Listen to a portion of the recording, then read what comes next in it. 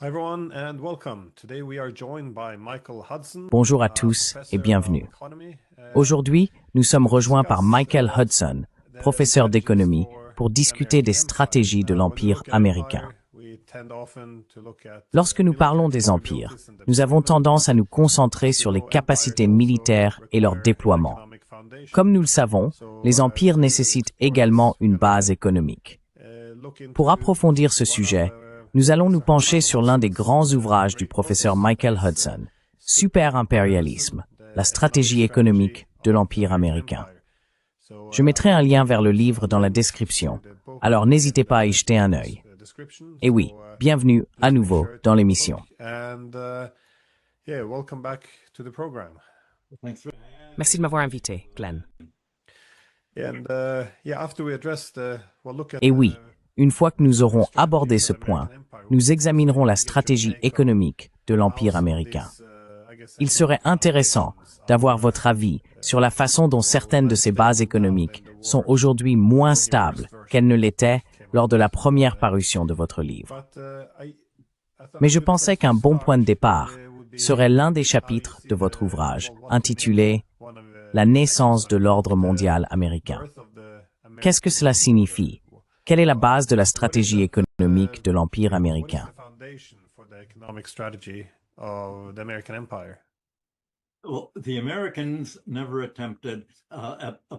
Eh bien, les Américains n'ont jamais tenté, à part lors de la guerre de 1898, un colonialisme militaire ouvert au sens où l'Europe l'a fait.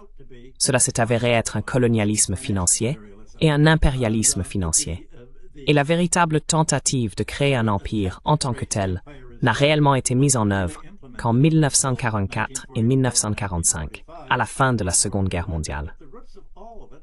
Mais les racines de tout cela se trouvent à la fin de la Première Guerre mondiale, lorsque le règlement de celle-ci a abouti à l'imposition par les Américains de l'exigence de remboursement des dettes de guerre que les États-Unis avaient prêtées à la Grande-Bretagne, à la France et à d'autres alliés avant leur entrée en guerre.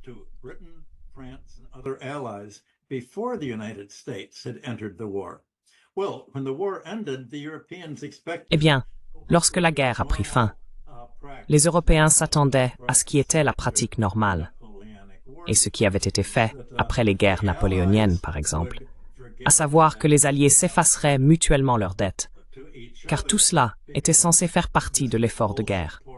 Non seulement fournir des armées, mais aussi les fonds, l'argent pour acheter les armes.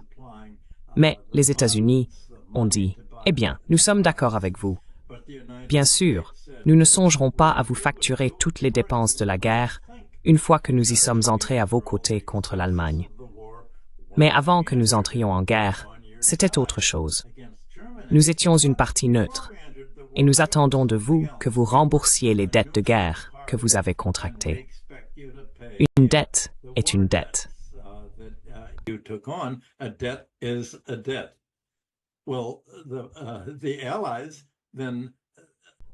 Eh bien, les Alliés se sont alors retournés contre l'Allemagne et ont dit « Eh bien, nous ne voulons pas avoir à payer les dettes envers les États-Unis. Franchement, nous n'avons pas l'argent pour payer les dettes que les États-Unis ont calculé que nous devions. Nous ferons en sorte que l'Allemagne paie les réparations. » Et vers 1921-22, lorsque tout cela a été mis en place, cela est essentiellement devenu la règle. Je dois dire que l'Europe a été en quelque sorte complice de cela. Tous les pays européens, y compris l'Allemagne, croyaient qu'une dette était une dette. Et si c'était la dette officielle, si c'était les réparations imposées à l'Allemagne pour payer la guerre menée contre elle par les Alliés, c'était clairement au-delà de ses capacités. Tous les partis en Allemagne, même les sociodémocrates et les partis anti-guerre, étaient d'accord pour dire que les dettes devaient être remboursées.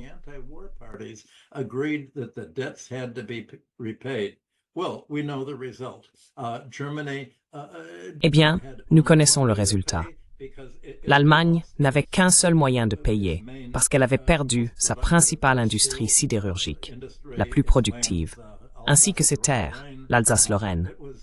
Elle était financièrement paralysée par le traité de Versailles, et la seule façon dont elle pouvait rembourser ses dettes était de jeter des Reichsmark, sa monnaie, sur le marché des changes pour acheter des dollars, afin de rembourser ses dettes envers les Alliés, dettes que les Alliés transféraient simplement aux États-Unis comme paiement de leurs dettes interalliées. Le résultat, c'est que l'Allemagne a connu une hyperinflation. Les États-Unis ne voulaient pas permettre à l'Allemagne de gagner l'argent nécessaire pour payer les Alliés, qui à leur tour devaient les payer, car cela aurait menacé l'industrie américaine.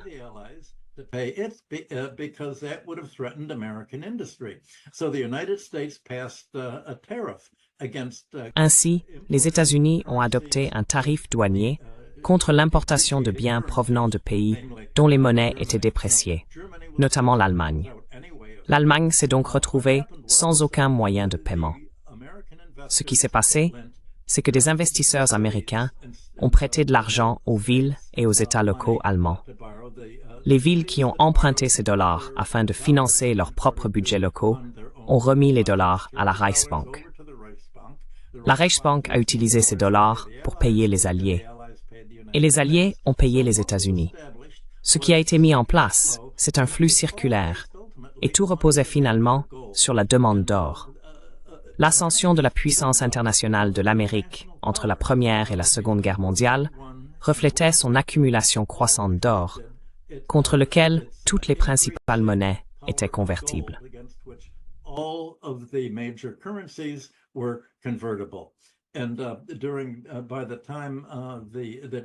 Et au moment où l'Allemagne a sombré dans le nazisme, il y a eu une fuite massive de capitaux hors d'Europe vers les États-Unis, ce qui a entraîné une augmentation encore plus importante des réserves d'or américaines.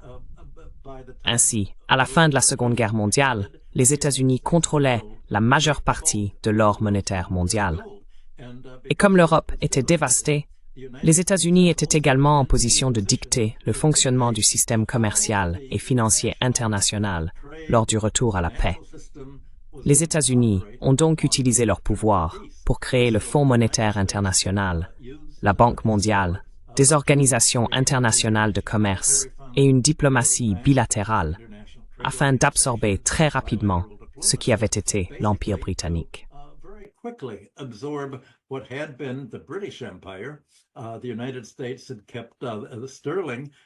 Les États-Unis avaient maintenu la livre sterling à flot en prêtant à la Grande-Bretagne l'argent nécessaire pour équilibrer ses paiements internationaux et se relever après la Seconde Guerre mondiale. Mais la condition était que la Grande-Bretagne devait ouvrir la zone sterling afin de permettre à l'Inde et à d'autres pays qui avaient accumulé des soldes en sterling pendant la guerre de pouvoir dépenser ces soldes, non seulement dans l'industrie britannique, mais aussi aux États-Unis. En somme, il existait plusieurs plans, y compris ceux de John Maynard Keynes, visant à garantir que l'ordre d'après-guerre ne serait pas si déséquilibré que tout l'or et tout le pouvoir afflueraient vers les États-Unis.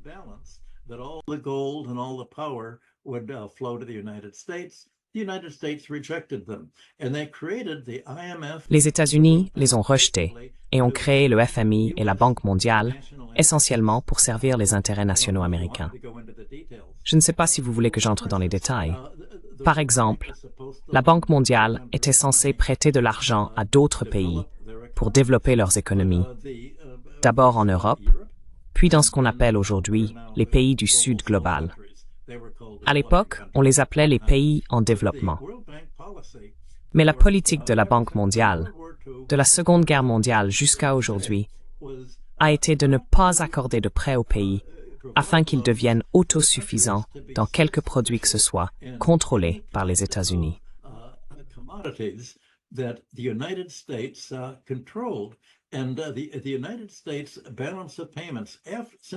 Depuis la Seconde Guerre mondiale, la balance des paiements des États-Unis reposait en grande partie sur les exportations alimentaires, ainsi que sur le contrôle de l'industrie pétrolière, comme nous le voyons aujourd'hui. La Banque mondiale n'a absolument pas tenté de suivre les recommandations de ses propres économistes. La Banque mondiale a entrepris une série d'études par pays. Chaque étude qu'elle a réalisée sur l'Amérique latine ou le Moyen-Orient concluait qu'il fallait procéder à une réforme agraire. qu'il fallait permettre à l'agriculture de faire dans ces pays ce que les États-Unis avaient fait avec leur Agricultural Adjustment Act, c'est-à-dire organiser fortement le soutien gouvernemental à l'agriculture pour soutenir la production céréalière, devenir indépendant et être capable de se nourrir soi-même. Cela a toujours été un objectif fondant de l'autosuffisance.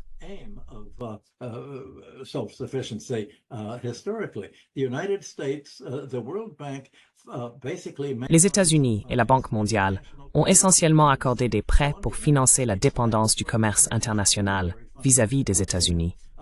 Et c'est là qu'est intervenu le Fonds monétaire international. Le Fonds monétaire a appliqué les mêmes principes, la philosophie économique autodestructrice que les États-Unis et l'Europe avaient suivie après la Première Guerre mondiale. Il y a eu un grand débat après la Première Guerre mondiale entre John Maynard Keynes en Angleterre et les économistes anti-allemands de France et des États-Unis qui affirmaient que, oui, les dettes ne sont pas vraiment impayables. N'importe quel pays peut rembourser n'importe quel volume de dette extérieure s'il déprécie sa monnaie à un point tel que ses exportations deviennent compétitives. En pratique, la philosophie du FMI est la suivante. Si les pays baissaient simplement le coût du travail, il s'agissait en quelque sorte d'une théorie de la valeur travail. Si les pays pouvaient imposer l'austérité et réduire les budgets publics, ne pas creuser le déficit budgétaire pour injecter de l'argent dans l'économie, alors la déflation et les bas salaires permettraient à ces pays de rembourser leurs dettes extérieures.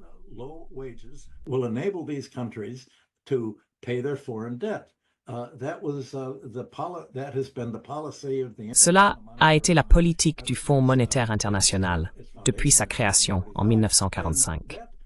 Cette philosophie d'austérité déflationniste a largement contribué à empêcher les pays du Sud global, du Moyen-Orient et d'Asie, de pouvoir se financer eux-mêmes, alors même qu'ils doivent rembourser des dettes étrangères, rembourser les prêts qu'ils ont dû contracter pour financer leurs déficits commerciaux avec les États-Unis depuis la Seconde Guerre mondiale.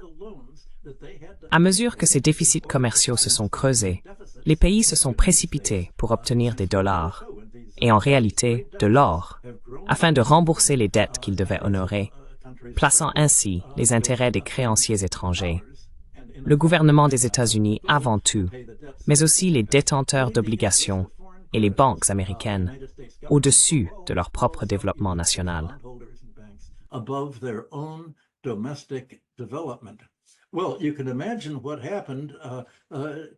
Eh bien, vous pouvez imaginer ce qui s'est passé pour menacer cette dynamique que les États-Unis avaient mise en place, essentiellement pour se rendre bénéficiaires de la division du travail et de la spécialisation de la production.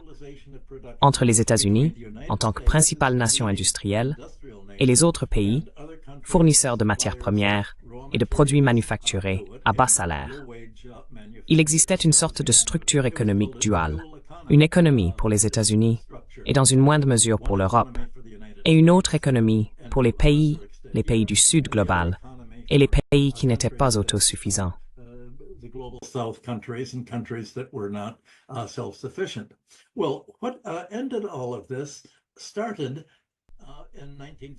Eh bien, tout cela a commencé à la suite de la guerre de Corée, en 1950-51. Entre la fin de la Seconde Guerre mondiale, entre 1945 et 1950, le stock d'or des États-Unis avait en fait augmenté jusqu'à représenter 80% de l'or monétaire mondial.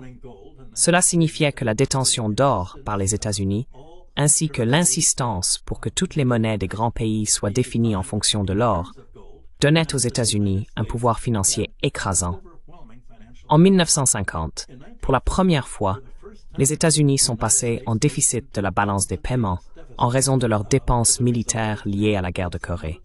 Et à partir des années 1950, et ce jusqu'à la fin des années 1970.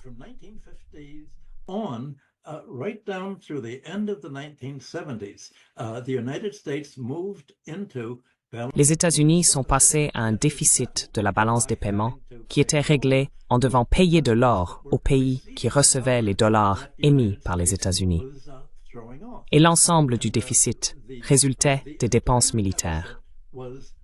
J'ai d'abord travaillé pour la Chase Manhattan Bank en tant qu'analyste de la balance des paiements, puis pour Arthur Andersen, le cabinet comptable, où j'analysais la balance des paiements américaine, démontrant que tout le déficit était de nature militaire. Eh bien, vous pouvez imaginer ce qui s'est passé pendant la guerre du Vietnam à la fin des années 1960. Lorsque j'étais chez Chase, chaque vendredi matin, nous consultions les rapports de la Réserve fédérale pour voir ce que faisait le stock d'or américain cette semaine-là.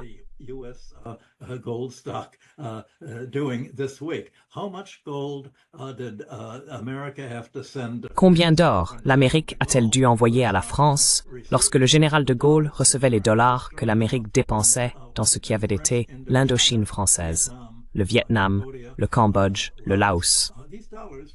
Tous ces dollars étaient envoyés en France et échangés contre de l'or par la France. L'Allemagne recevait également beaucoup de dollars que d'autres pays, bénéficiant des dépenses militaires américaines, utilisaient pour acheter des exportations industrielles allemandes. Ainsi, nous observions, semaine après semaine, l'augmentation des créances sur le stock d'or américain. Il était évident que si les dépenses américaines liées à la guerre froide continuaient à ce rythme, à un moment donné, il ne resterait plus assez d'or pour couvrir légalement la monnaie papier américaine.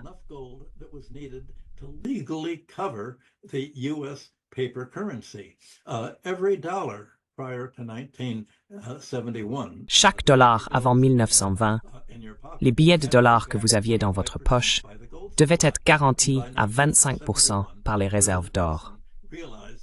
Et en 1971, le président Nixon s'est rendu compte que ce n'était plus le cas. Il a fermé la fenêtre de l'or et a déclaré « Nous ne pouvons plus nous permettre de payer le coût de nos dépenses militaires en Asie et dans le monde entier en or. » Il y a eu une certaine panique au sein du gouvernement des États-Unis. Eh bien, presque au mois près, un an après que les États-Unis ont abandonné l'étalon or en août 1971, mon livre « Superimpérialisme » a été publié, je crois, en août ou septembre 1972. Et il s'est avéré que les plus gros acheteurs, m'a-t-on dit, étaient la CIA et le département de la Défense, qui l'avaient acheté dans les librairies de Washington.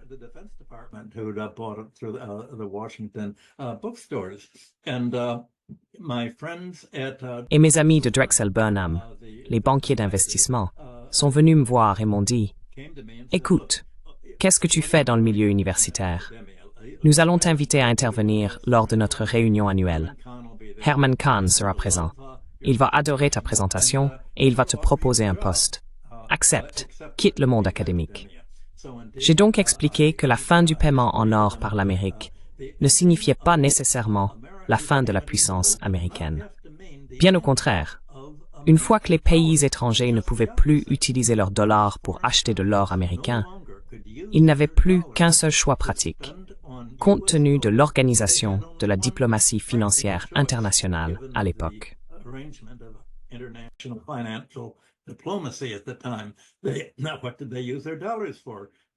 Alors, à quoi ont-ils utilisé leurs dollars? Ils ont acheté l'investissement le plus sûr qui soit, les titres du Trésor américain, obligations du Trésor, bons du Trésor. Ce qui s'est donc passé, c'est qu'au fur et à mesure que les États-Unis dépensaient pour des activités militaires à l'étranger, les bénéficiaires remettaient leurs dollars à leur banque centrale en échange de leur propre monnaie locale.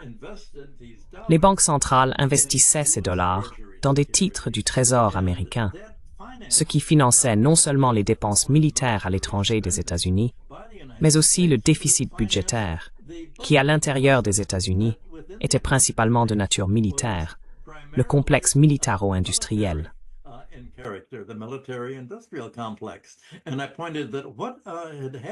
Et j'ai fait remarquer que ce qui s'était passé, c'est qu'au lieu d'être une catastrophe, en mettant fin au contrôle de l'économie mondiale par les États-Unis grâce à leurs réserves d'or, les autres pays n'avaient en réalité pas d'autre choix que de faire financer les dépenses militaires américaines, tant sur le territoire national qu'à l'étranger, par leur propre banque centrale, en recyclant leurs dollars. Eh bien, Herman Kahn m'a embauché. Je suis allé travailler pour l'Institut Hudson. Il m'a dit, « Tu sais, pourquoi espères-tu que tes classes de peut-être 50 étudiants diplômés à la New School finiront Peut-être que l'un d'eux deviendra sénateur ou quelque chose comme ça plus tard.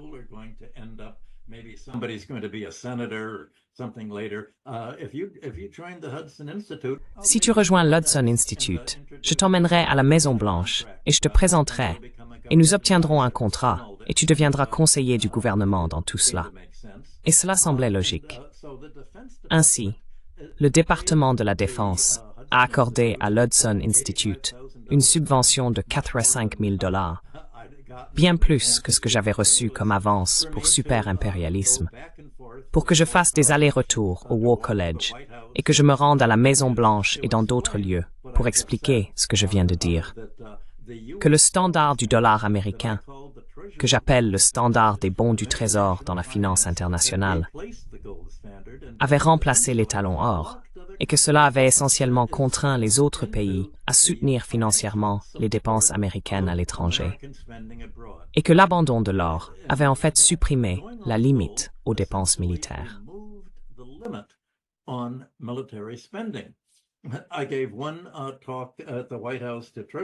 J'ai donné une conférence à la Maison-Blanche devant des responsables du Trésor avec Herman Kahn, et nous avons dit que l'or, on peut le considérer comme le métal de la paix. Parce que si d'autres pays doivent régler leur déficit de balance des paiements en or, tout pays menant une guerre, tout pays engageant des dépenses militaires importantes à l'étranger, et mener une guerre implique toujours de creuser un important déficit, devra finir par manquer d'or et perdre son pouvoir dans un système basé sur l'or. Eh bien, immédiatement, les gens du Trésor ont dit « Nous ne voulons pas de cela. Nous ne voulons pas de cela, parce que c'est l'Amérique qui fait la guerre. C'est l'Amérique qui dépense presque tout le budget militaire mondial. Et nous ne voulons pas que l'or joue un rôle dans un système que les États-Unis ne peuvent pas contrôler. À que nous ne porterons les sorties d'or si nous devons convertir nos dollars en or. »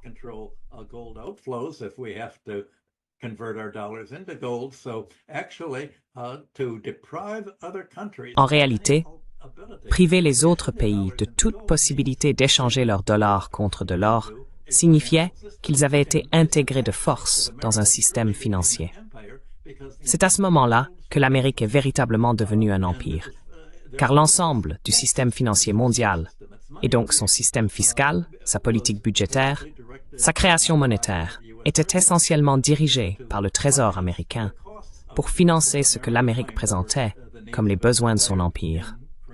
La création de ses 800 bases militaires à travers le monde et la conduite des guerres qu'elle mène depuis les années 1970. Et cela, jusqu'à cette année. Les autres pays acceptaient de faire partie de ce système parce que la réalité géopolitique les poussait à soutenir les dépenses militaires américaines, mais aussi parce qu'il n'existait pas d'alternative.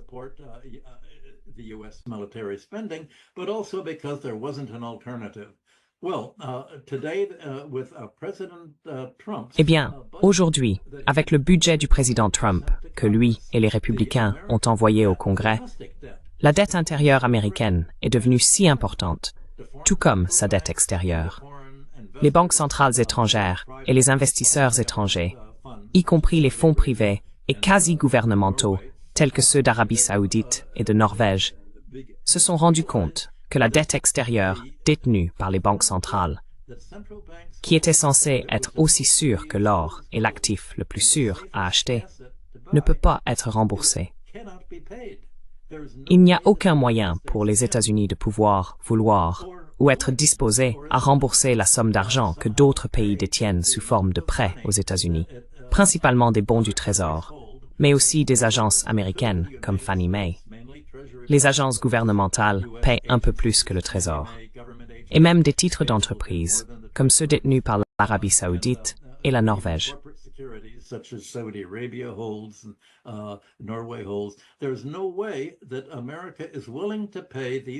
Il n'est pas question que l'Amérique accepte de payer ses dettes, que ce soit par l'exportation, car elle s'est désindustrialisée et n'enregistre plus d'excédent commercial, ou en vendant son industrie à des acheteurs étrangers.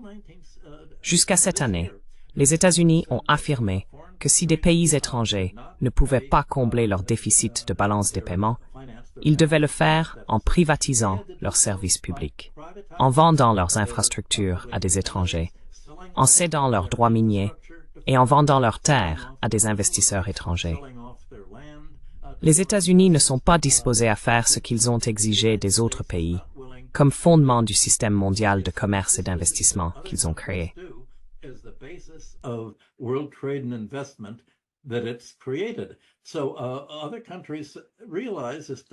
Ainsi, d'autres pays prennent conscience de ce double standard, qu'ils n'obtiennent en réalité aucune économie pouvant être convertie en propriété d'industrie, d'agriculture, d'infrastructures américaines ou quoi que ce soit d'autre.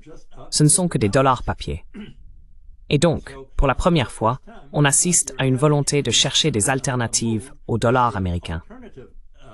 Eh bien, la seule alternative sur laquelle les gens peuvent s'accorder jusqu'à présent, c'est l'or. Lorsque Herman Kahn et moi sommes allés à la Maison-Blanche en 1973, Herman avait apporté une carte du monde. Et il y avait une carte des pays qui faisaient confiance à leur gouvernement. C'était l'Europe du Nord, l'Europe dans son ensemble, les États-Unis et les pays anglophones. Les pays dont les populations ne faisaient pas confiance à leur gouvernement, eh bien, on pourrait les appeler la majorité mondiale.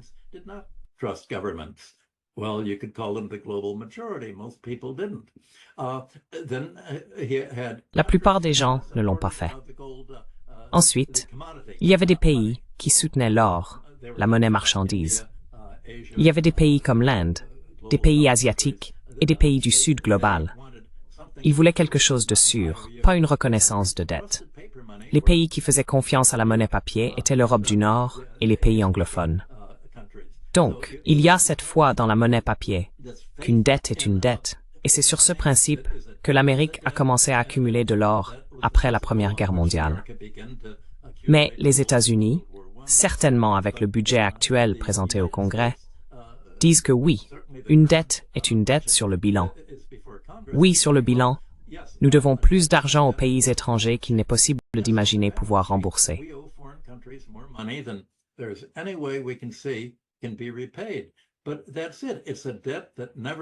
Mais c'est tout.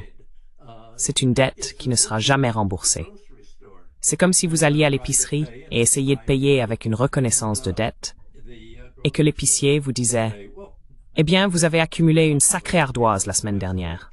Vous savez, il va falloir payer. » Et le client répondrait « Eh bien, je ne peux pas payer. Mais vous pouvez utiliser cette dette. Peut-être que vous pouvez donner cette reconnaissance de dette à la ferme qui vous fournit les œufs, ou à la laiterie, ou au producteur de légumes que vous vendez. Et d'une certaine manière, si seulement cette reconnaissance de dette pouvait circuler comme une créance sur le client, alors techniquement c'est une dette. Eh bien, une grande partie du système financier, et le système financier mondial, est maintenant basé sur ce type de dette, où il n'y a aucune capacité de remboursement derrière.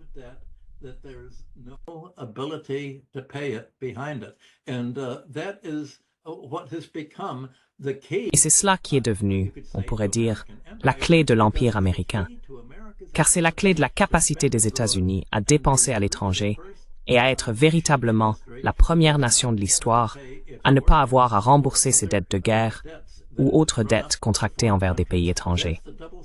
C'est ce double standard que l'Amérique a réussi à instaurer, faisant d'elle la nation unique ou la nation indispensable. Et c'est pourquoi, en ce moment, d'autres pays achètent de l'or, et l'on voit le prix de l'or augmenter.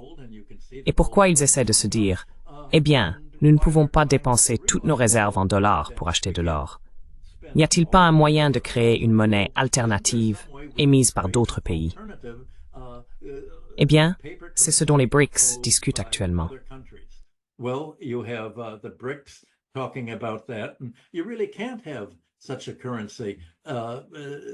ne pouvez vraiment pas avoir une telle monnaie émise par d'autres pays, car pour émettre une monnaie, il faut un parlement pour décider qui va bénéficier de cette monnaie. Et si vous émettez la monnaie, à quoi va-t-elle être dépensée? Qui va la dépenser? Il faudrait quelque chose comme une véritable Europe, décidant qui va recevoir le produit des euros qui sont créés. Sauf que les États-Unis ont créé la zone euro de telle manière qu'elle ne peut vraiment pas creuser un déficit suffisant pour se remettre du ralentissement dans lequel elle a été forcée d'entrer. Donc, le monde est dans une impasse. Et c'est de cela que parle mon livre Super-impérialisme, que j'ai essayé de mettre à jour pour l'époque actuelle. Mais c'est le thème de base.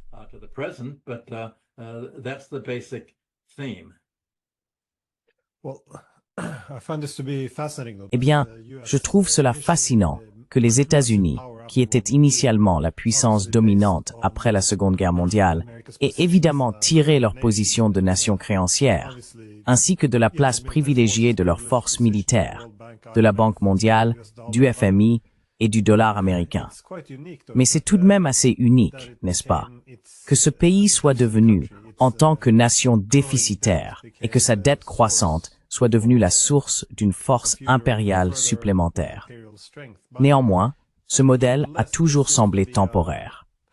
Je me souviens d'ailleurs, dans les années 90 et au début des années 2000, que des dirigeants politiques à Washington affirmaient que, finalement, notre dette est un signe de force. Cela montre que le monde fait confiance à notre économie et à notre monnaie.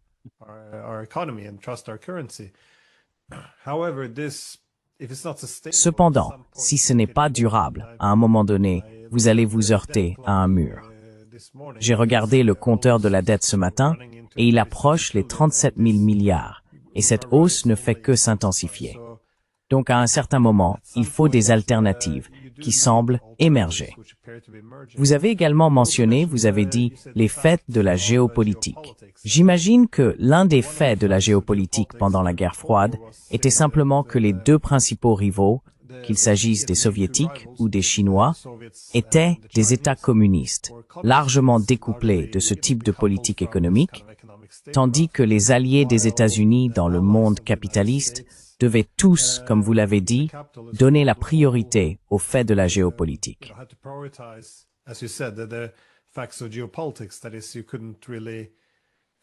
C'est-à-dire, on ne pouvait pas vraiment, on ne pouvait pas permettre que trop de querelles économiques persistent. Donc, il y avait certains incitatifs pour éviter la rivalité entre les nations industrielles capitalistes, comme on l'a vu avant la Seconde Guerre mondiale. Mais vers où allons-nous maintenant? Parce que, encore une fois, le modèle de la dette semble s'être essoufflé et les réalités de la géopolitique ont changé. Désormais, les principaux rivaux, que ce soit la Chine, la Russie ou d'autres, adoptent eux aussi une politique économique d'État.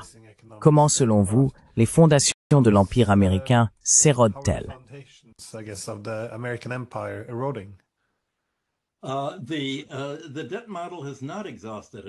Le modèle de la dette ne s'est pas épuisé. Et Trump a prononcé plusieurs discours, et le Congrès l'a soutenu, affirmant que tout pays cherchant à établir une alternative au dollar serait frappé de droits de douane spéciaux, pouvant aller jusqu'à 500%.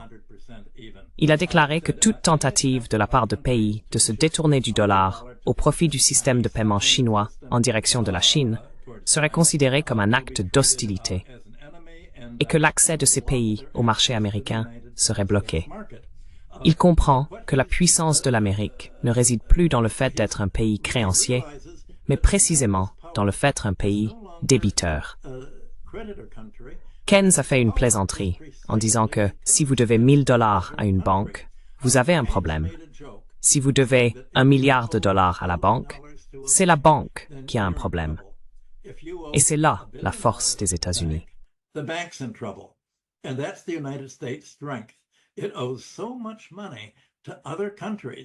Elle doit tellement d'argent à d'autres pays que si elle ne paie pas, par exemple, si elle s'empare des économies russes qui étaient détenues aux États-Unis et à Bruxelles, elle les confisquera. Les économies, pouf, disparaissent. La dette est essentiellement annulée. Les États-Unis refusent d'annuler la dette du Sud global, qui ne peut pas être remboursée, mais toute tentative de la part des pays de s'affranchir du dollar américain et de procéder à la dédollarisation est considérée comme un acte de guerre. Cela m'a déjà été expliqué par le secrétaire au Trésor en 1974 et 1975, lors de la guerre du pétrole. Lorsque l'Arabie saoudite et les pays de l'OPEP ont quadruplé le prix du pétrole, en réponse au quadruplement par les États-Unis du prix des céréales. Et les États-Unis leur ont dit qu'ils pouvaient fixer le prix du pétrole qu'ils voulaient.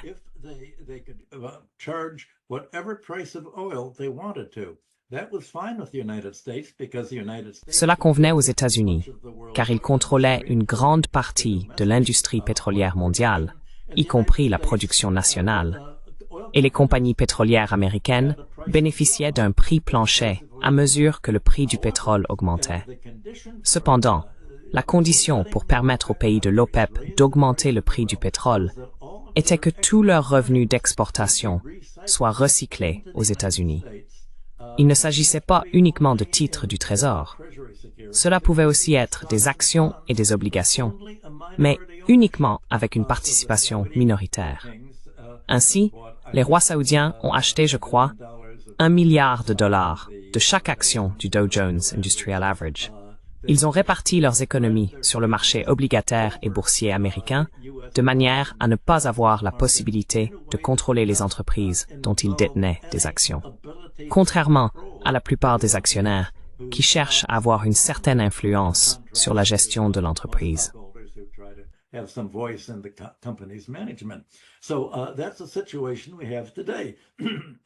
Voilà donc la situation actuelle. Imaginez ce qui se passe aujourd'hui au Proche-Orient, lorsque l'Arabie saoudite, le Koweït, les Émirats arabes unis détiennent tous d'énormes quantités de titres américains. Ils ont vu les États-Unis s'emparer des avoirs russes. Ils ont vu les États-Unis, via l'Angleterre, confisquer les réserves d'or du Venezuela à la Banque d'Angleterre. Et tout ce processus a commencé avec la révolution iranienne contre le Shah.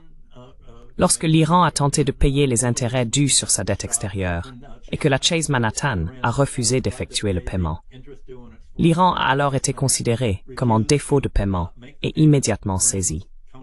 Les autres pays du Proche-Orient qui détiennent massivement la dette américaine sont désormais piégés.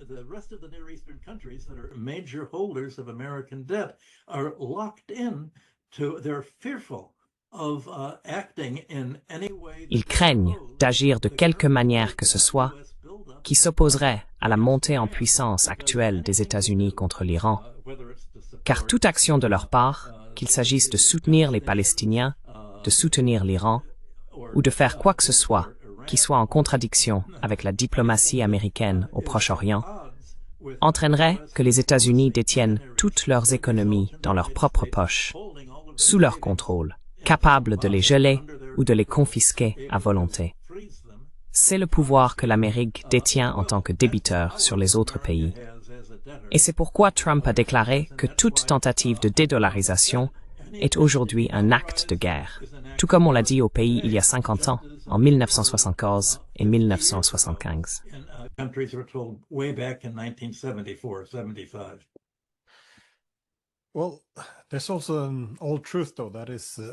Eh bien, il y a aussi une vieille vérité, cependant, selon laquelle tout système qui devient trop dépendant de la coercition finira par, je suppose, se dégrader avec le temps. Et il y a, en fait, tout le problème, c'est que l'Amérique doit de l'argent au monde entier. Donc l'Amérique s'assoit sur leurs tirelires ou leurs économies et peut les prendre quand elle veut. Il semble que cela ne fonctionne que jusqu'à un certain point. Et je peux comprendre le vol de l'or vénézuélien et tout cela. Il a semblé que le vol des fonds souverains russes était vraiment un pas de trop, car lorsqu'il n'y a plus de confiance dans le système, il ne peut plus vraiment fonctionner.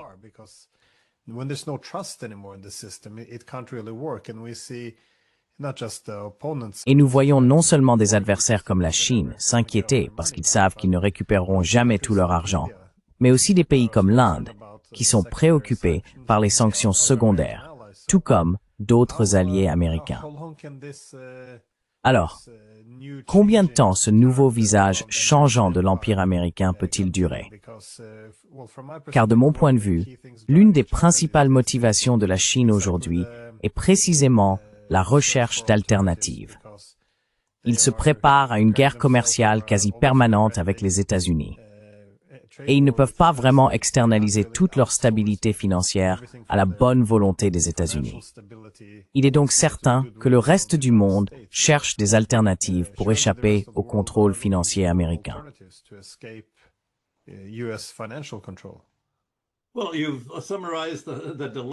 Eh bien, vous avez parfaitement résumé le dilemme. La confiance a disparu, mais il n'existe pour l'instant aucune alternative. Donc, la réponse à votre question est de savoir combien de temps ce système peut durer, jusqu'à ce qu'une alternative apparaisse. Et c'est pourquoi la politique étrangère des États-Unis aujourd'hui, pour maintenir ce que l'on pourrait appeler son empire financier et son contrôle sur le commerce et l'investissement mondiaux, repose sur la prévention de toute alternative qui pourrait être développée. De toute évidence, les pays affichant les excédents les plus forts de la balance des paiements et du commerce sont les parrains logiques d'une telle alternative.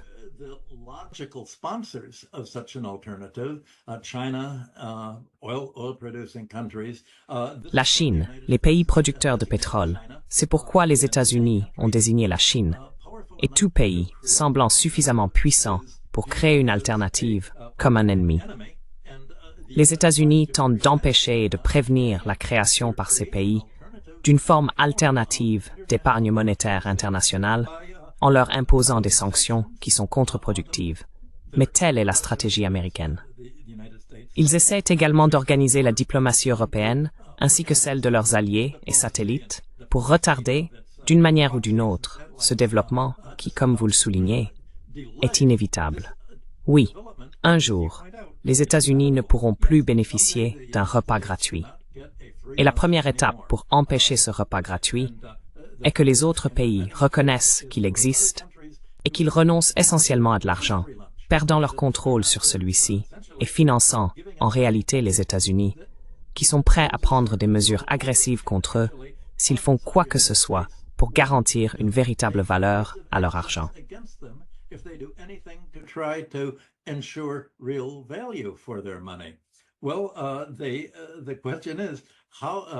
Eh bien, la question est de savoir combien de temps les États-Unis peuvent maintenir leur capacité à contrôler les politiciens allemands, européens, asiatiques et surtout ceux des pays de l'OPEP.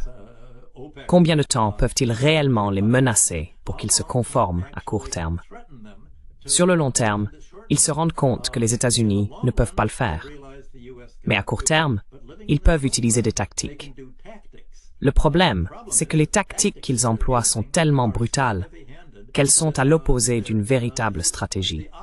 Plus ils ont recours à des tactiques d'imposition, de menaces et d'intimidation envers d'autres pays, plus ils détruisent la stratégie qui consisterait à faire des États-Unis une économie suffisamment viable, une économie qui pourrait réellement avoir de quoi rembourser les autres pays.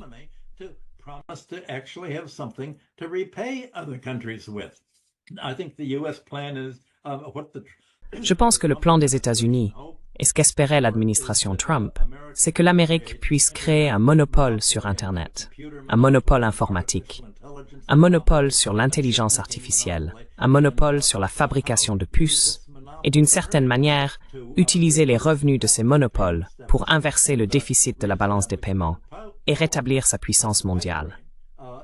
C'est un rêve irréaliste, car pour atteindre une domination technologique, il faut de la recherche et du développement. Mais le secteur financier et les entreprises privées censées développer cet avantage technologique raisonnent à court terme. Elles utilisent la majeure partie de leurs revenus, Apple et les autres entreprises, pour racheter leurs propres actions et verser des dividendes afin de soutenir le cours de leurs actions.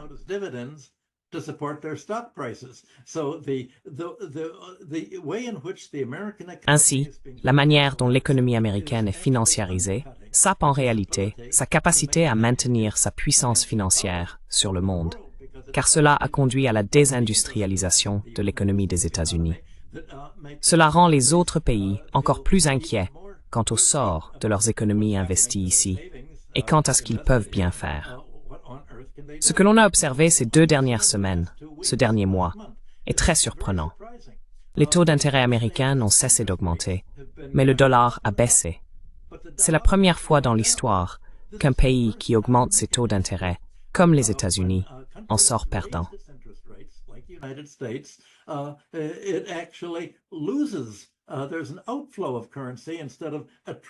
Il y a une fuite de capitaux, au lieu d'attirer d'autres pays vers le dollar. Un arbitrage, car les pays européens et asiatiques se disent « Eh bien, nous pouvons obtenir un taux d'intérêt plus élevé en empruntant à bas coût dans nos pays et en achetant ces bons du Trésor à 10 ans à haut rendement à 4,5% d'intérêt. » Mais soudainement, cela ne fonctionne plus. Et c'est cela qui affole le Trésor et les personnes qui essaient réellement de comprendre comment nous allons payer. Les États-Unis se retrouvent dans la situation de l'Angleterre après la Seconde Guerre mondiale. Ils avancent péniblement et ne parviennent pas à survivre. La différence, c'est qu'à l'heure actuelle, il n'existe aucune alternative que les pays européens et du Proche-Orient soient prêts à accepter, tant qu'ils refusent de considérer la Chine, l'Asia's Idrissi Communicative.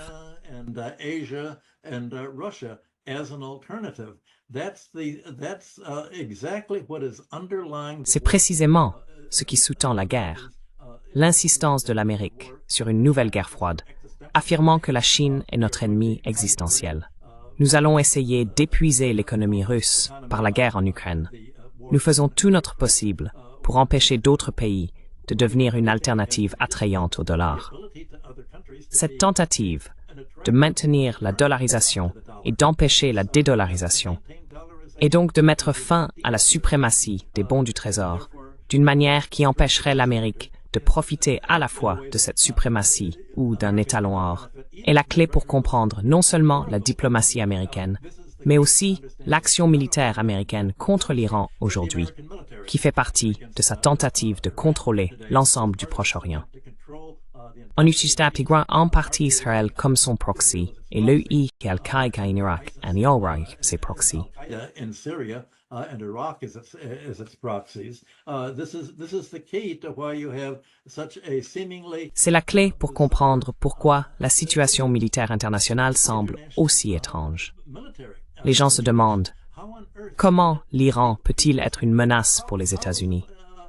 Eh bien, c'est une menace pour les États-Unis parce qu'il existe et que les États-Unis ne le contrôlent pas, ce qui est essentiel pour contrôler l'ensemble du Proche-Orient et tout l'excédent commercial que le pétrole du Proche-Orient attire du reste du monde. C'est cela qui pousse les États-Unis à envisager la guerre contre l'Iran et la destruction de l'Iran comme étant dans leur intérêt. C'est le rôle de l'Iran, en tant que dernière alternative potentielle au Proche-Orient, face au contrôle américain. Celui de faire du Proche-Orient une économie cliente, comme ils ont fait des économies d'Amérique latine, des économies clientes pendant tant d'années. Mais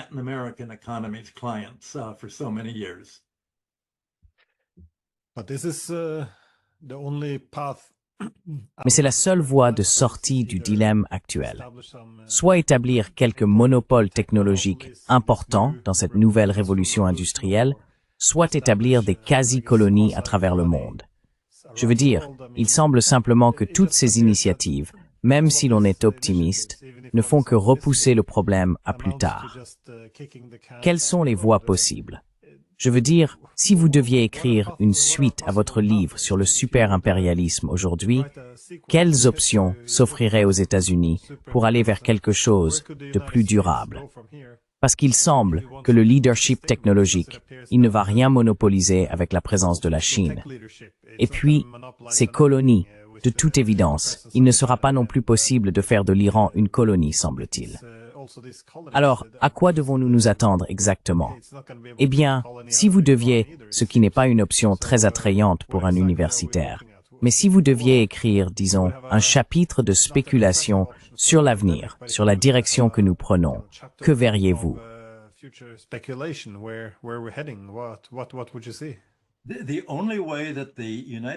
La seule façon pour les États-Unis de rester une économie solvable est de renoncer à la tentative de diriger le monde comme un empire. Les empires ne rapportent pas. C'est la leçon de l'histoire. Les empires coûtent énormément d'argent. Et à la fin, la puissance impériale fait faillite, tout comme la Grande-Bretagne a fait faillite avec son empire, finissant par céder sa puissance monétaire aux États-Unis. l'Empire français s'est effondré. Les empires ne rapportent pas. Donc, la seule façon pour les États-Unis de subsister est de se réindustrialiser. Cela signifie définanciariser son économie. Vous soulignez que nous vivons à court terme. Comment passer au long terme? Le secteur financier vit dans l'instantanéité. The financial sector lives in the short run. As long as the United States economy has shifted. Tant que l'économie des États-Unis a déplacé sa planification centrale du gouvernement vers Wall Street et d'autres centres financiers, ces centres financiers raisonnent sur une période de 3 mois à 1 an. Ils s'intéressent à l'évolution du cours de l'action ce trimestre, car c'est sur cette base que sont calculés les bonus du directeur financier et des PDG, leur cours de l'action. Ainsi, on assiste à une mentalité économique aux États-Unis qui est essentiellement celle du néolibéralisme, axée sur le court terme, sur la réalisation de profits financiers, plutôt que sur des activités productives, industrielles, agricoles ou commerciales. Les États-Unis devraient donc devenir un pays comme les autres, à égalité avec tous les autres pays.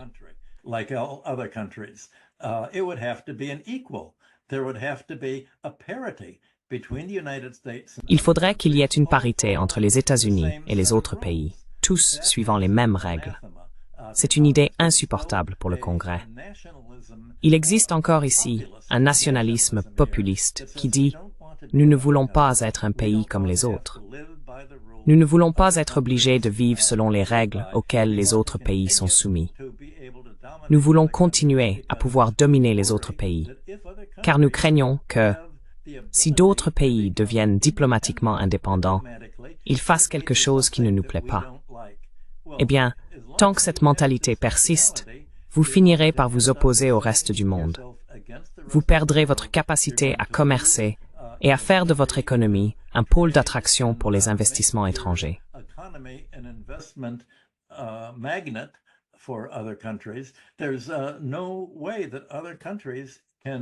Il est impossible pour d'autres pays d'investir aux États-Unis dans l'espoir de tirer profit de la croissance des entreprises américaines, car la croissance qui s'y produit est uniquement de nature financière. Actions et obligations, prix de l'immobilier, inflation des prix des actifs financés par la dette, créant toujours plus de dettes pour faire monter le prix de l'immobilier, des obligations et des actions. C'est précisément ce à quoi servait la politique de taux d'intérêt zéro après 2008. Les États-Unis ont été transformés d'une économie capitaliste industrielle en une économie capitaliste financière, qui en réalité n'est plus du tout le capitalisme traditionnel, mais est purement financier.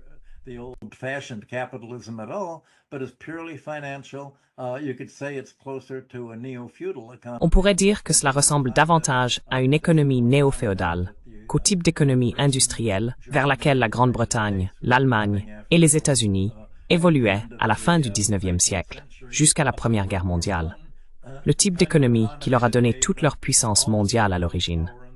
Ce type de puissance industrielle, productive, non financière, n'existe plus en Occident. Donc, le problème ne concerne pas seulement les États-Unis. C'est la philosophie économique néolibérale qui englobe les États-Unis, l'Europe occidentale et les principaux alliés de l'Amérique. Ainsi, le véritable conflit entre les États-Unis et, disons, la Chine, l'Asie et le Sud global n'est pas simplement un conflit sur la manière dont ils vont conserver et utiliser leurs excédents de balance des paiements. C'est un conflit de système économique.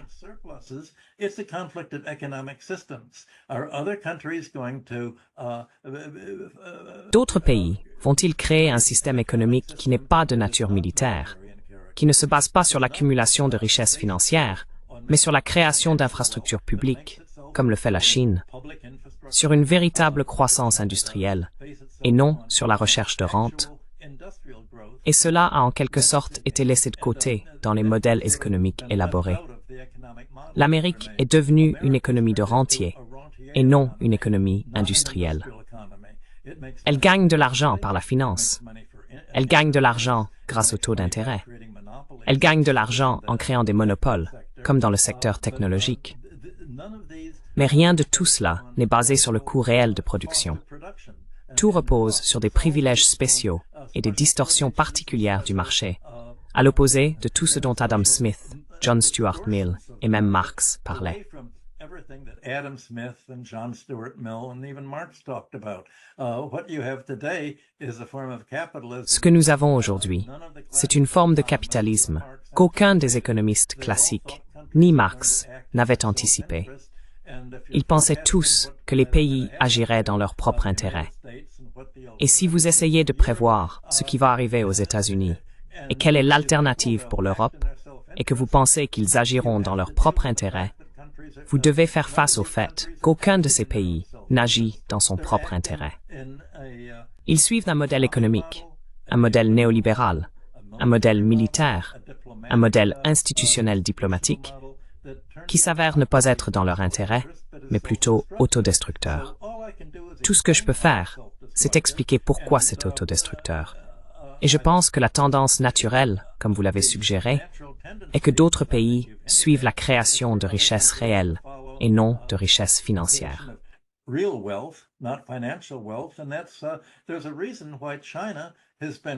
Et il y a une raison pour laquelle la Chine a connu une croissance aussi rapide de son PIB réel, tout comme la Russie avec son PIB. Le PIB de la Chine et celui de la Russie n'inclut pas l'augmentation des loyers, les hausses d'intérêt et les pénalités financières, ni les plus-values. Ce n'est pas de nature financière, c'est de nature réelle. Le combat oppose le fait de vivre dans l'irréalité à court terme ou dans la réalité à long terme. Comment allez-vous y parvenir? Pour ma part, tout ce que je peux faire, c'est dire ce que je viens de vous dire aujourd'hui. Si les gens comprennent cela, c'est au moins la première étape pour essayer d'accepter l'alternative. L'ère de tout empire, de tout pays dominant un autre pays, est terminée. La Chine ne pourrait pas le faire. Aucun pays n'est capable d'être un empire aux dépens du reste du monde, sans que le reste du monde ne se retire et n'essaie de créer une alternative.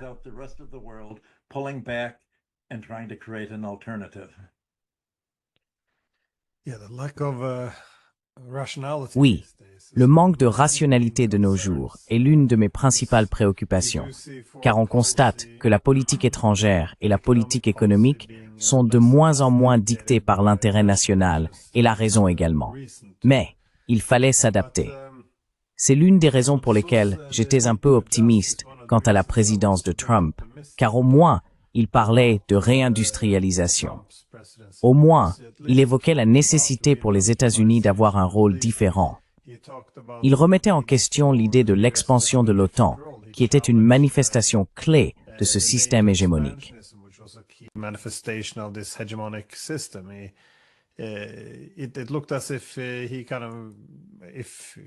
On aurait dit qu'il avait en quelque sorte, même s'il ne l'a pas formulé ainsi, reconnu de manière intuitive qu'il faudrait abandonner l'Empire pour sauver la République.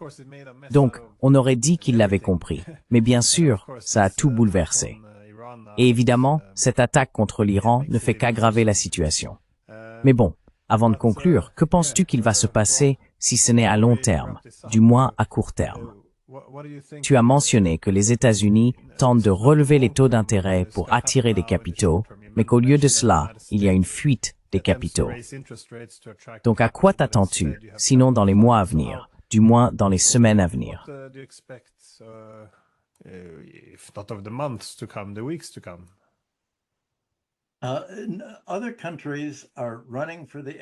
D'autres pays cherchent à sortir, et les politiques de Trump les poussent vers la sortie.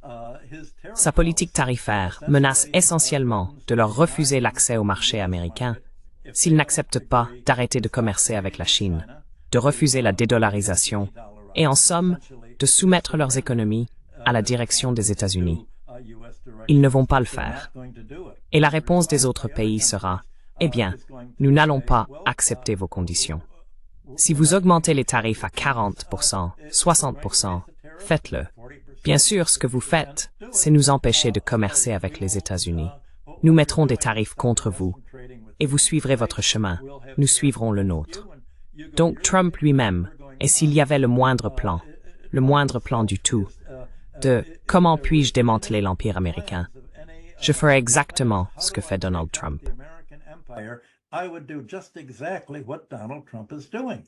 You drive other countries away and you prod them to Vous éloignez les autres pays et vous les poussez à dire « Vous pensez qu'il n'y a pas d'alternative ?»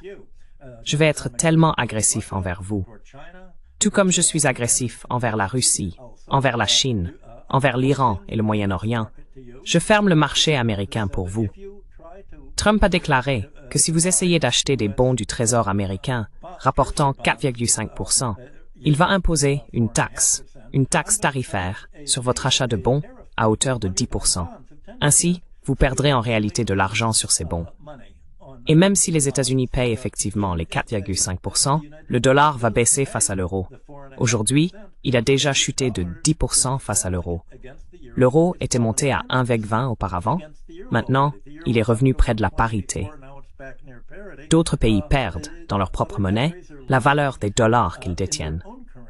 Ainsi, Trump accélère le départ des invités. So Trump is speeding the parting guests. He's closing off the U.S. market to them, and that means Il ferme le marché américain à leur égard, ce qui signifie « débrouillez-vous, faites vos propres accords ».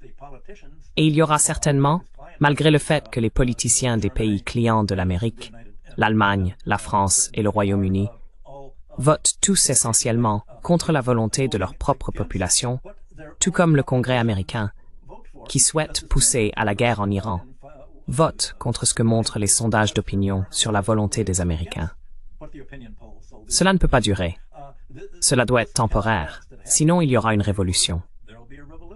Et il faut se rappeler que le capitalisme industriel lui-même au XIXe siècle était révolutionnaire. Pour que l'industrie britannique devienne compétitive, les industriels ont dû mettre fin au pouvoir des intérêts les plus puissants de leur époque, les intérêts fonciers. interests of their day, the real estate interests. They had to overcome the power of the House of Lords. Ils ont dû surmonter le pouvoir de la Chambre des Lords. Ils ont dû changer tout le système politique. Ils ont dû élargir le droit de vote pour démocratiser la politique. C'était une révolution. C'est le genre de révolution qui se reproduit aujourd'hui dans les pays de la majorité mondiale. L'industrie en Europe a dû se débarrasser des vestiges du féodalisme, la classe des propriétaires fonciers, les monopoles créés par les banquiers internationaux pour aider les rois à payer les dettes de guerre qu'ils avaient contractées. Eh bien, aujourd'hui, tous ces intérêts étaient des intérêts rentiers, rente foncière, rente de monopole et intérêts.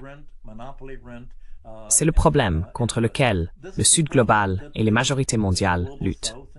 C'est comme si l'équivalent des intérêts féodaux que l'Europe a renversés pour s'industrialiser et devenir des pays capitalistes était aujourd'hui les intérêts étrangers.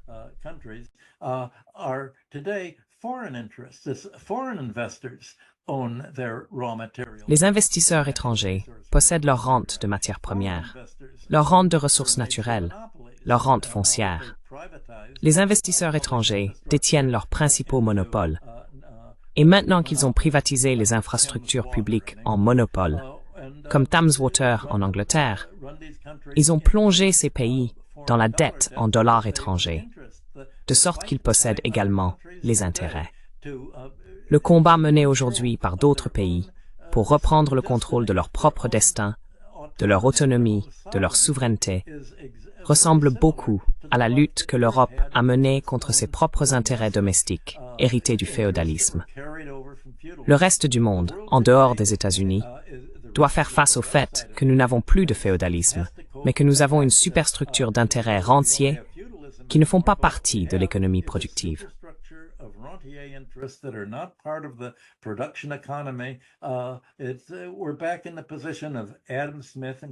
Nous sommes de retour à la position d'Adam Smith, de John Stuart Mill et de Marx. Il y a deux parties dans l'économie de production et puis l'économie rentière, l'économie de circulation, la finance, l'industrie, l'immobilier et les monopoles. Il faut une manière de réfléchir à ce qu'est le produit national brut. Qu'est-ce qu'un produit? Est-ce vraiment tout l'argent que le secteur financier et le secteur immobilier gagnent en rente? Ou est-ce que nous produisons réellement, comme ce que la Chine produit sans classe rentière? Le combat pour la dédollarisation consiste en réalité à se débarrasser de la classe rentière que possèdent ces pays. Et aussi, ils ne peuvent pas se permettre de payer la dette extérieure qu'ils ont accumulée.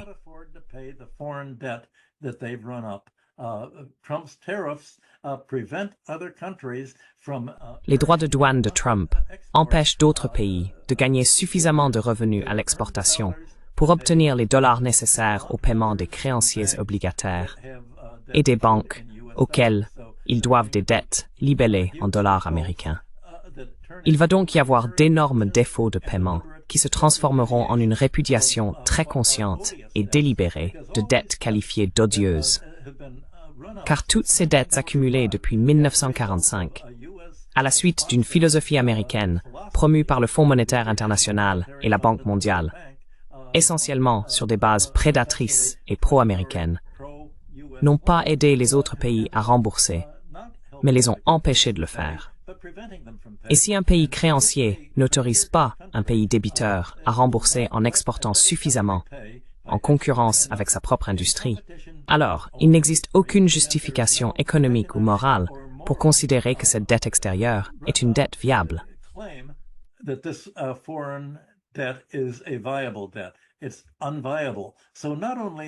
C'est inviable. Ainsi, non seulement l'Empire américain est inviable, mais toute la superstructure de la dette, la superstructure des monopoles, la superstructure de la privatisation, de la thatcherisation et de la réorganisation de l'économie mondiale est inviable. Nous sommes donc confrontés à un véritable affrontement de systèmes économiques. Certains appellent cela un choc des civilisations, mais il s'agit en réalité d'un choc de système économique. On pourrait dire que c'est entre la promesse du capitalisme industriel tel qu'il se développait au début du XIXe siècle et la réalité désastreuse du capitalisme financier, avec un centre géopolitique unique aux États-Unis, de plus en plus dirigé dans son propre intérêt, de manière prédatrice et exploiteuse.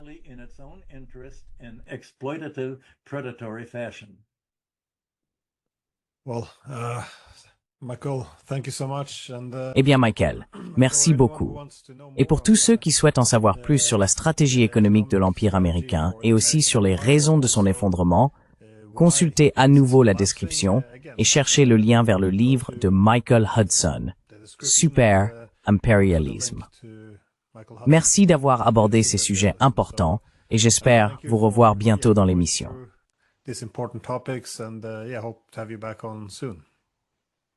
Eh bien, merci de me donner l'occasion d'expliquer ma philosophie, Glenn.